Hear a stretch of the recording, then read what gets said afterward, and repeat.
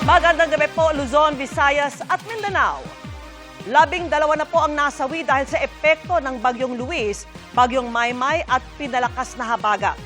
8 iba pa ang nawawala, ayon po yan sa Office of Civil Defense o OCD. Posible pa yang madagdagan lalo't ilang araw nang walang tigil ang ulan. Sa Bagyo kung saan nagkaroon ng pagguho, 5 na ang patay at 5 pa ang hinahanap. Nakatutok doon live si Marisol Abduraman. Marisol!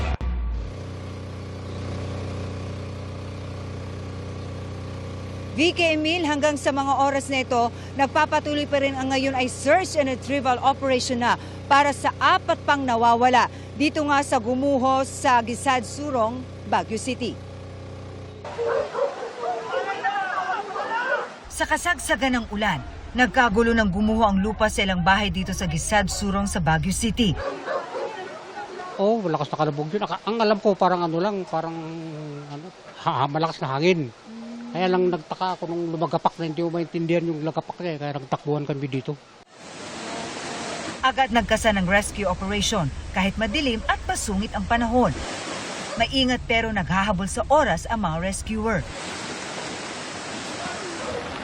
3 natabunan ang buhay pa ng matagpuan.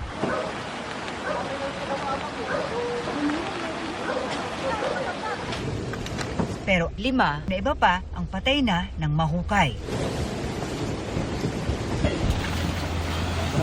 Latest sa kanilang nakuha ngayong Lunes ay isang batang 2 taong gulang at ang kanyang ina. 4 yung na-rescue na may vital signs kagabi. Unfortunately, yung isa nawalan. 4 na iba pa ang patuloy na hinahanap. Kaya walang tigil ang search and rescue operation. Puspusan pero mano-mano na para masuyod ang bawat area. Lahat umaasa sa himala. Kasi gumamit din po kami ng yung live detector, ano? Tapos yung snake eye just to look into. Pero sa possibility na buhay. Kagabi po gumamit po kami ng yung mga jackhammer breaker just so to kasi yung isang bahay na nadali dito is concrete. Pumasa pa rin po tayo na may buhay po tayong makukuha po dito. Alas 10 na ng umaga pero tuloy-tuloy pa rin ang isinasagawang search and rescue operation ng mga otoridad. Bukod sa hirap mismo ng paghuhukay, dagdag challenge nga sa mga rescuer itong ulan na patuloy pa rin nating nararanasan. Bago magtanghali, nagsagawa na ng water flushing. Nag-deploy na rin ng K9 para makatulong sa paghahanap. Ang iba pang nakita rito sa lugar ng pagguho, inabisuhan na ng City Hall na lumikas, lalo't hindi ito ang unang landslide dito. Hindi sila kuhan. Kasi siyempre, comfort zone nila eh. Hindi mo rin masisi siyempre. Sanay sila.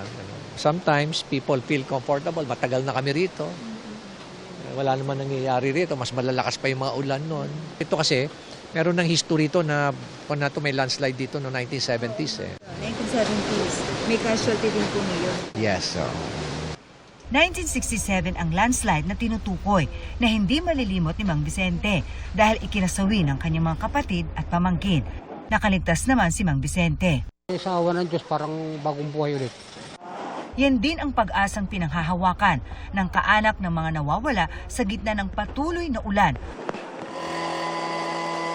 Nitong hapon, gumamit na ng heavy equipment ang mga otoridad para maghanap.